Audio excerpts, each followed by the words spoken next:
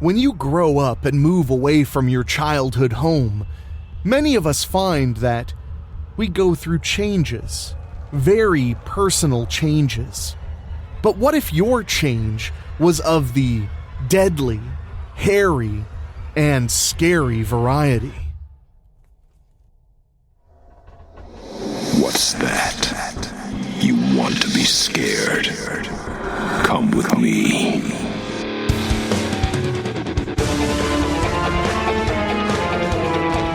You will experience tales of horror, ghosts, and death. It is not recommended for the weak at heart. Listen in the dark. It's more fun that way. This is Weekly Spooky.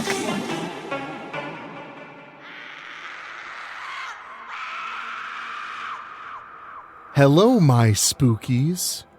It's Wednesday, and you know what that means. It's time for a little spooky in your weekly.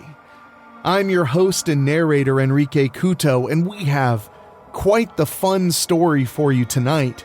And tonight's episode is dedicated to one of our listeners, my good buddy Dan, also known as Dan the Wolfman. He's recovering from a minor surgery, which hopefully is going very well, and I wanted to give him a little something extra to help with his recovery. So Dan, I hope you're resting well and listening. I know how much you love werewolf stories. But before we get to that, I want to say thank you so much for tuning into the program. I really do appreciate it, and I love bringing you the spooky every single week. If you enjoy what we're doing and you want to support us, one way to do so is simply to go to your favorite podcasting app, make sure you're subscribed, and leave a 5-star rating, especially on Apple Podcasts and Spotify, where we have almost 200 reviews on each service. The more reviews we get, the better. All you have to do is select 5 stars if you think we deserve it, and that's all I could ask. If you want to support us in a more direct way, now would be a phenomenal time to join our Patreon. You can find all the information at weeklyspooky.com. And if you want to support us for as little as $1 a month, we appreciate it and will give you exclusive content. But now, my friends, I think there's a full moon arising. And I think I hear a howling off in the distance, and for once, it's not my 2 dogs. It sounds like it might be something a little bit more sinister, a little bit more dangerous. So get comfortable, and we'll head to the story after these quick words from our sponsors.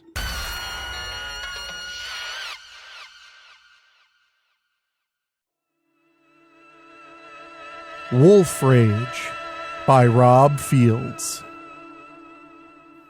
It's Friday night, and I'm out here on the football field at Strickfield High School.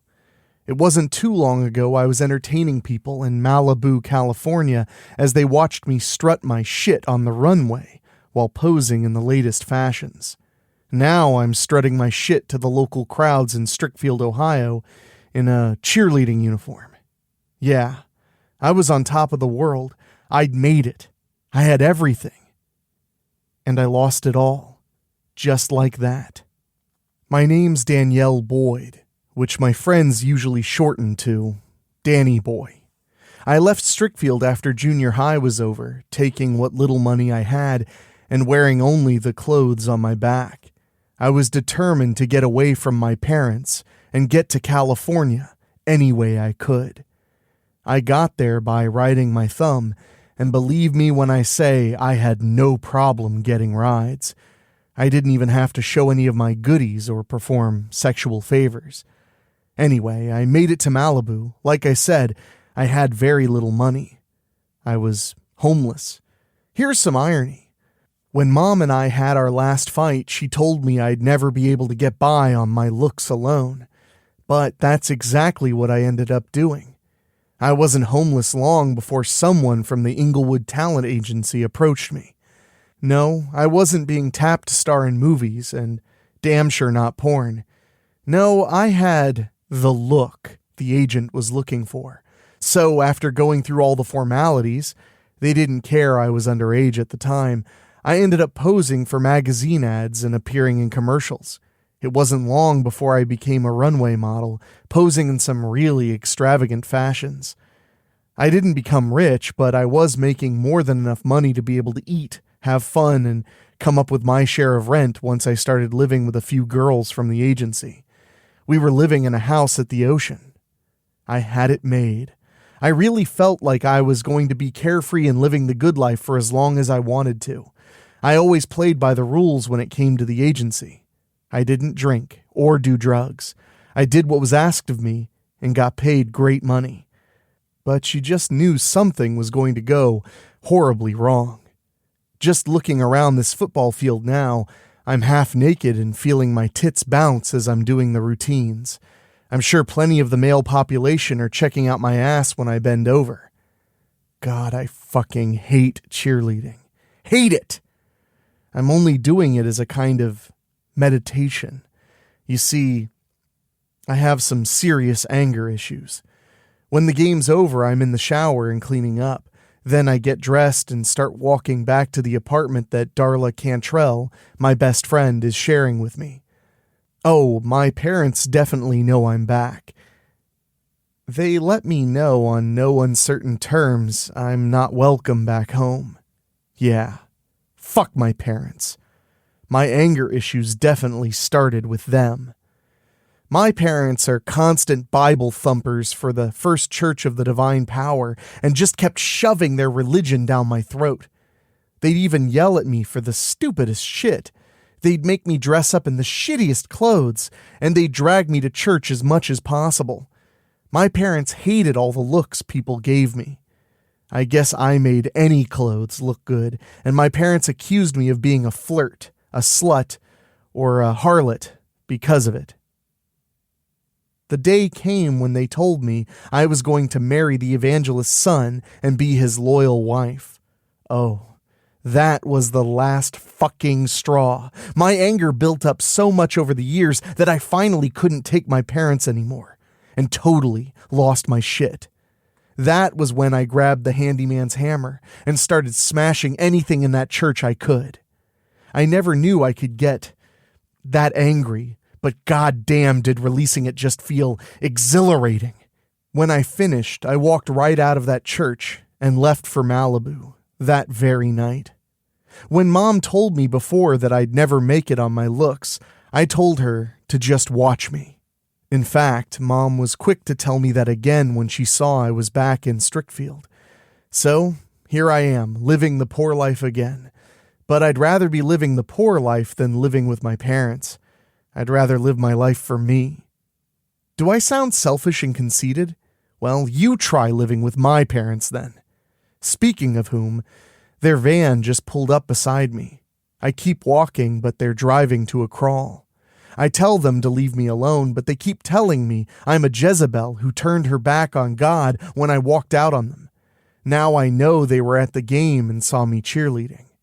I keep telling them to leave me the fuck alone, that I'm never coming back home. Or back to their church. Finally, Dad gets out of the van and comes at me. He grabs me and tells me they're bringing me back to God if it's the last thing they do. As I'm struggling against Dad, I gasp when I feel the sudden surge throughout my body. I scream and pull free, falling on my ass. I quickly get up and I run. I'm really hating my parents for lighting my fuse right now. I make it into an alley when I feel my clothes starting to get tight and rip. My spine crackles and gets long. My muscles hurt and get bigger and thicker. I feel pricklies as the fur starts growing out. My mouth, my hands, my ears, and my feet start to elongate. My body's even growing. When I finish changing, I'm a big, silver werewolf. When Dad finally comes at me, I glare right at him and roar. I chase my dad back to his van. Mom screams when she sees me. I give her a roar she won't soon forget. When Dad gets the van going, I grab the driver's side door and rip it off. I roar at them before I throw the door away and run after them on all fours. When they make a turn, they feel me slam against the side of the van and make it stop. I pull Dad out and slam him up against the side of the van. I roar again, then Mom comes around with a gun. I'm so pissed at them right now. We parted ways a long time ago. Just leave me the fuck alone. Mom shoots me with a few silver bullets. Oh yeah, that'll work. I slap the gun out of her hand and watch them run away. I really want to tear them apart. The more I think about it, the more I decide they're not worth it. I turn and run before other people can see me. Anyway, now you know why I had to leave Malibu behind. In fact, it was there where I was cursed. Now I know what you're going to ask. Wait a minute, Danny boy. Don't you change only when it's a full moon? You'd figure. I suppose I better explain that. I just finished a follow-up pictorial in Vanity Fair, followed by a runway show. 2 months ago, I posed nude for Vanity Fair. It was quite the artistic pictorial, if I do say so myself. Today, like most days, was a long one. I was very tired and wanted to go home. I was going to get naked and go swimming in the ocean out back like I did most every night. That or some night surfing. For the record, there was a solar eclipse going on. I knew my roommates would be on the upper patio watching it. I just wanted to go swimming. I took a shortcut through Malibu Bluffs Park to save me 10 minutes getting home. Any other night, there was no problem. But not on that eclipse night. No, something was going to happen that would change my life forever. As I walked through the park, I had that strange feeling I was being watched. I walked faster, but still had a little ways to walk before reaching Malibu Road. Suddenly, I heard a loud growl and was attacked by something big. It crashed into me and knocked me on my ass. Then the thing grabbed me, and I screamed as it bit into my naked shoulder and clamped down. Hard. The pain was unbearable, and I couldn't stop screaming. I felt blood slowly running down my skin. I stopped screaming and cried. The more I struggled, the worse the pain got. When I screamed again, the monster finally moved away from me. I think we both heard voices. Something deep down told me I didn't want those people finding me. I forced myself to move and hide in some bushes. A bunch of people hurried past me, probably looking for the thing that bit me. I took my top off to push it against my bites until I could get home. Funny thing, I wasn't hurting anymore. Also, my injuries healed up. Fast. Deep down, I knew shit was going to get real. Just a question of when, not if. When I got home, my roommates saw me and asked what happened. I lied and told them I was daydreaming and tripped on my own feet. Yeah, they didn't believe me. When I assured them I wasn't raped, they left me alone. I got naked and headed out back to do some night swimming. A few weeks later, LaDonna, one of my roommates, asked if I'd pick up her car at the garage since I was off. She gave me her plastic and I went and got her car. I was driving it back to the house. Of course, some drunken fucktard had run a red light and slammed into me. At the same time, I heard a tire blow. I had to fight to control the car, but I still slammed into a tree. I was fine, thanks to the seatbelt. However, I was trapped inside the car, pinned by the steering wheel, and worse, I couldn't open my door.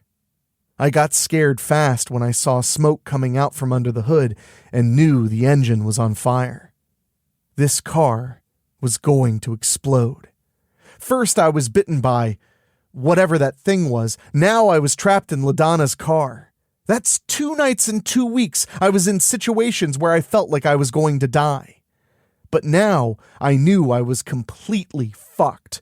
The more I struggled, the more I got pissed. "I'm not dying, not like this," I yelled. Suddenly, a powerful surge seemingly shot through my body. I screamed when I saw the whole front of the car was on fire now. That sudden surge made me feel so weird. What was happening to me? I felt myself aching all over. I heard my clothes ripping and saw my top and booty shorts were coming apart. And I started to feel amazingly strong. Hair was growing all over my body. I felt my mouth stretching out. My teeth were getting really sharp. I could see my fingers turning into claws. I kept changing. I put my clawed hand on the side of the door and pushed it away. I grabbed the steering wheel and easily broke it off. I got out of the car and leaped away from it, just as it exploded. I landed on my hind legs. I looked myself over and saw I was covered with silver fur. I looked and felt incredibly strong. I was much taller. I had claws for hands, wolf-like feet, and even a long tail. I wanted to ask, what the actual fucking fuck? But all that came out was a bunch of growls. I was attacked by a werewolf and survived. So now the curse finally caught up to me. Only there were a few things wrong with my particular story. 1, there was no full moon.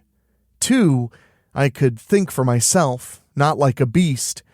I knew my name was Danielle Boyd and lived in Malibu, California. I knew I was a fucking werewolf. I couldn't speak as a human, but I could think in English just fine. I was a werewolf for the rest of that night. When daylight came, I was still a werewolf. Would I be what was supposed to be a creature of the night? Forever? Fortunately, no. As I hid and sat down to think, I started to change.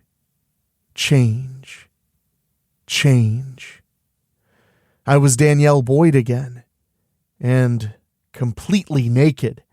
A few cops saw me and chased me down. I lost them fast. I made it home and got inside through an open window. After I took a shower, I got dressed and took an Uber to the agency. And that's where things got messy. Don't go away. Weekly Spooky will be right back.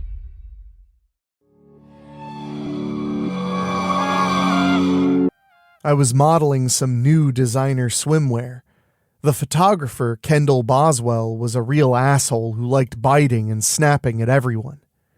Kendall's pissed me off many times. I'm in this shoot with Paris, my other roommate, who's a very sensitive girl. Almost midway through the shoot, Kendall pushed Paris to the point where she started to cry. I comforted Paris and told Kendall to go get fucked. He never liked when I stood up to him.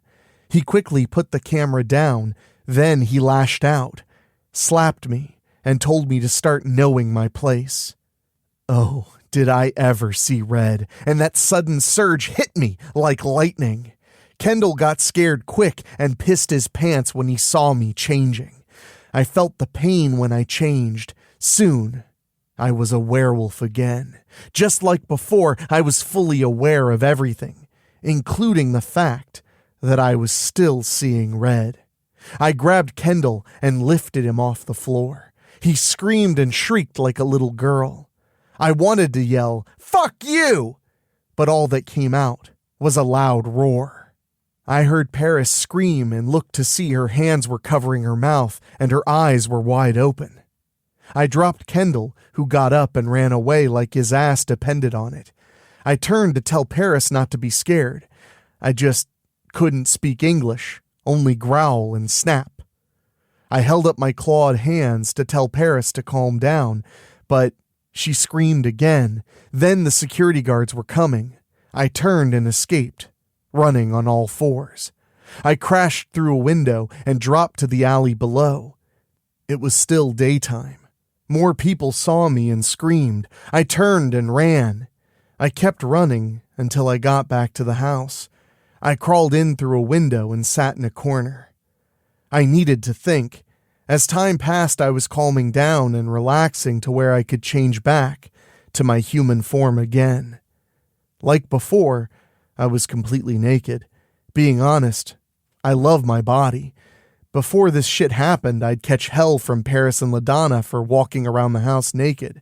They'd really give me hell when I answered the door naked to the pizza guys.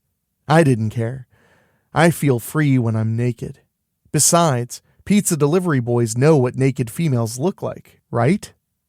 But seeing my nudity now reminded me I was cursed. And I cried. That werewolf attacked me and passed his shit to me. Somehow I knew deep down the werewolf that attacked me was a normal one, not capable of thinking the way I could. Also, it was during a solar eclipse, which probably counted as a full moon. The more I thought about it, the more I felt it had to be the eclipse. How else could I explain my unique differences from regular werewolves? At least as I understand them from books and movies. I decided to find the werewolf who turned me and tear that fucker apart.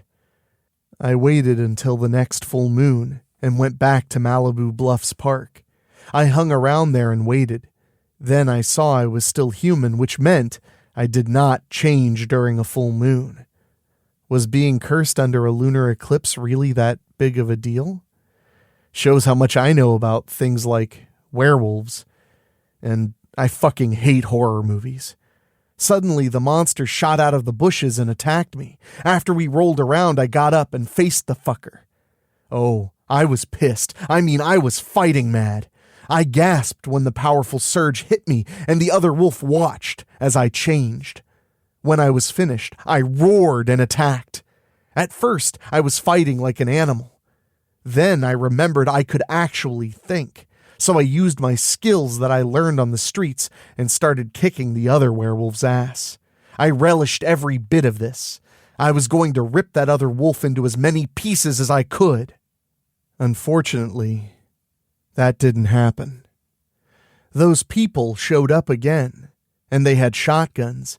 I easily saw the one leading them. He was a big, fat hillbilly Bob with a camouflage vest, a hunting cap, and a shotgun of his own. Those people wasted no time shooting first and asking questions later. We both got shot up with silver bullets. I didn't even fight back. The truth was I really didn't want this curse. And no such luck. The fucker who turned me was definitely killed. In fact, that werewolf turned back into some fuckwad I'd never even seen before.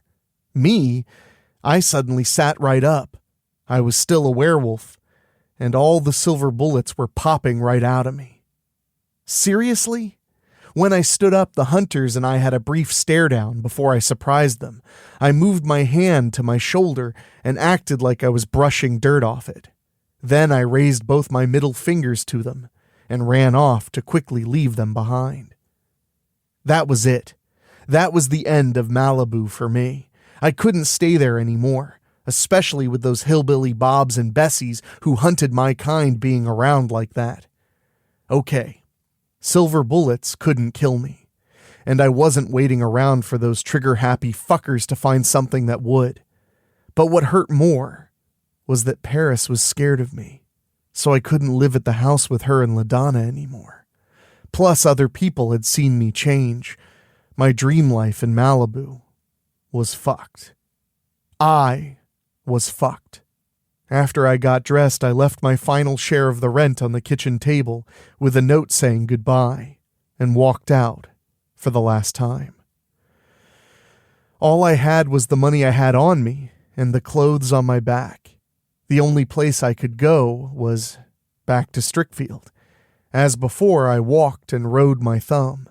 Along the way, I worked a few odd jobs for room and board when offered, which was how I learned about working on a farm. I finally made it back to Strickfield. There was no way I was going back home, though. It wouldn't matter. Someone would eventually tell my parents I was back. Like when I first got to Malibu, I was all set to live on the streets. Then my childhood friend, Darla Cantrell, saw me.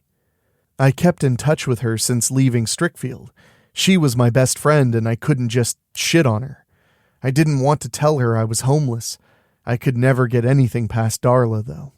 She quickly invited me to come live with her at her apartment at Strickfield Cove. Darla was a senior at Strickfield High School. However, she worked as a stripper at Sexpectations, a gentleman's club just a couple miles outside the village. She really didn't care if the principal of the high school found out or not. She started working as a stripper just after she turned 18. Darla told me she could get me a job at Sexpectations. I would have liked to have taken it, but I knew I had to stay out of the limelight. Darla told me about the kinds of assholes that frequent there. I didn't need to lose my shit because of them. Darla talked me into coming to school with her. Strickfield High always has open enrollment. When I was modeling, the agency I worked for got teachers for me since I couldn't go to public school on account of the job. I just had to get through senior year and would do it at Strickfield High. When I was enrolling, Principal Matthew Van Diest couldn't keep his eyes off of my bust line. He's a man, so I couldn't really blame him. Anyway, I loved the attention. I quickly noticed he had his eyes on some skinny chick named Bella Tabon, who would soon become one of my fellow cheerleaders. So there I was, in an actual high school. It really hurt deep inside. I missed Malibu so much, I knew I could never go back. Thanks to my curse, I had fallen from grace. I didn't know how smart those hillbilly Bob werewolf hunters were, but I couldn't take the chance of tapping any of the money I put in my bank account back in California. I didn't need to bring those fucks to Strickfield. I filled out some job applications and got a night management position at Roth's Rings, a 24-hour donut shop near the university. The pay wasn't bad and the hours were great. At least it was something until I could find something better. Darla talked me into going out for the cheerleading squad. At first, I didn't want to. Finally, I gave in and tried out. I made the cut. Darla still wasn't giving up on trying to get me to come to work with her at Sexpectations. "Come on, Danny boy, you know you wanna," she says at lunch break. "You're just dying to show off that sizzling body of yours. You always walk around our apartment naked, so do it for an appreciative audience and get paid good for it." I shake my head. I'll keep making donuts and shaking my TNA on Friday nights. Thanks anyway. Darla flashes her sexy smile. "Stephen Chase is looking at you right now. I can tell he's carrying a torch for you." Stephen Chase is in most of my classes, including the one I'm in now. He seems like a good guy. I can tell he wants to ask me out, but he's having a hard time approaching me. I definitely can't hide my feelings from Darla. She knows I'm considering giving him a chance, if he asks me. But dare I take that leap? How do I explain it to him when I get pissed off and change? And could he deal with a girl with serious anger issues? And again, I relegate myself to playing the shy girl. I just can't get romantic with anybody. There can never be a normal me again. I put my hands on my forehead and groan. Suddenly, Mr. Scott Sanborn is on me and points right at me. "Since you seem to think my lecture's boring, you can take over and explain the problem on the board." I try to protest, at least to get my shoes. He won't even let me do that. Now I'm standing in front of the class. Every guy's checking out my bare legs and feet as I'm explaining how to do the problem. Darla gives me that smirk that tells me I'm out there now, and guys are going to be asking me out. Then she blows me a kiss. After I finish drying off from taking a shower, I walk to my room to get dressed for work. Darla sees me in the hallway and gives me that look again. "Really, Danny boy? You can't wear a towel to your room?" She gives me a sexy smile. "Seriously, you want to be naked all the time? Come to work at Sexpectations with me." I smirk. "What's the matter? Does me being naked make you nervous?" I point at her. "Ain't no different than you walking around in your underwear." Darla groans again when she knows she won't win with me. Suddenly, the door bursts open. My parents are there, along with some of their church people, and They've got guns. Get the fuck out of here, Darla demands. One of the fuckers raises his gun and shoots Darla in the shoulder, making her drop fast. I scream in terror, and then Dad shoots me. But it's a dart. I'm falling to the floor in just seconds. I wake up to some familiar surroundings. I'm in the basement of the First Church of the Divine Power, a church my parents have been devout followers of. I'm in an office. I feel the gag and the handcuffs behind my back. Your father told you we were bringing you back to God, Danielle, Mom says. Then I see the fucker who shot Darla, and I scream in rage through my gag. I'll fucking kill you! And then I hear Darla moan and see her tied and gagged across the room. She looks pretty bad, probably from blood loss. Then Mom says to me, your friend there lived in sin and wanted to take my baby girl with her. She deserves to die. She points at me. You owe God. He gave you your great beauty, and all you did was squander it. You even went against God's plan for you to marry the evangelist's son. Fuck you! I growl through the gag. Mom tightens her jaw and slaps me hard across the face. Don't you ever use vulgarity in God's house. She holds up a copy of Vanity Fair from 2 months ago. She slaps me harder, confirming she's seen my nude pictorial. I close my eyes in pain. Then Mom says in disgust, how dare you? Then she says to the cultist who shot Darla, give Danielle's friend her final judgment. She turns to Darla. You tainted my baby girl, and now you're going straight to hell. When Darla screams through her gag, I shake with anger and open my eyes. Mom, the cultists, and Darla gasp with surprise. Turns out when my fire gets burning, my eyes turn blood red. I feel that incredible surge throughout my body again. I have an oversized t-shirt on me, but it becomes too tight and rips apart as I change.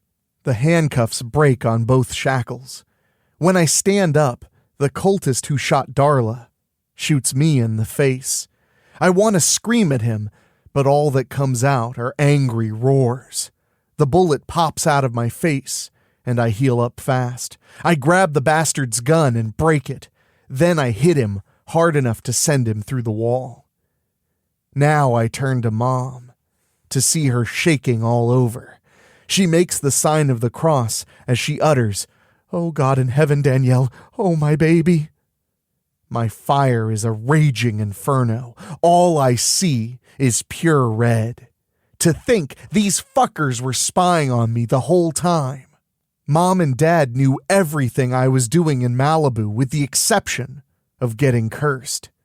In my pissed off state, I remember that I call the shots when it comes to my werewolf body. Then I get shot again. I look and see Dad emptying his pistol into me. Silver bullets. Like in Malibu, they just pop right out of my body. I roar in utter rage and knock Dad aside. I even shove Mom on her ass. The other cultists try and attack me, but I easily throw them off. Darla looks at me with wide eyes as I untie her and lift her into my arms and get her out of that church. I run as fast as my hind legs can move me and quickly get Darla to the hospital. 3 days later, I'm leaving Strickfield. I'm still reading yesterday's paper. It says everybody at the First Church of the Divine Power was slaughtered. In fact, the event is being called the Strickfield Church Massacre. But I know I didn't kill anybody. The police talked to me but couldn't connect me with the event. They even questioned Darla, and she didn't say one word to them about me. I could see she was afraid of me, though. I had no choice. I had to leave Strickfield and keep moving from town to town. I have to stay away from people, period. My life is totally fucked now. Suddenly, A car pulls up beside me. "Stop right there, Danny boy." Darla. She's out of the hospital with a sling on her arm. I can tell she's still hurting, but here she is with her car. "I'm not coming back, Darla," I reply. "You saw what I am."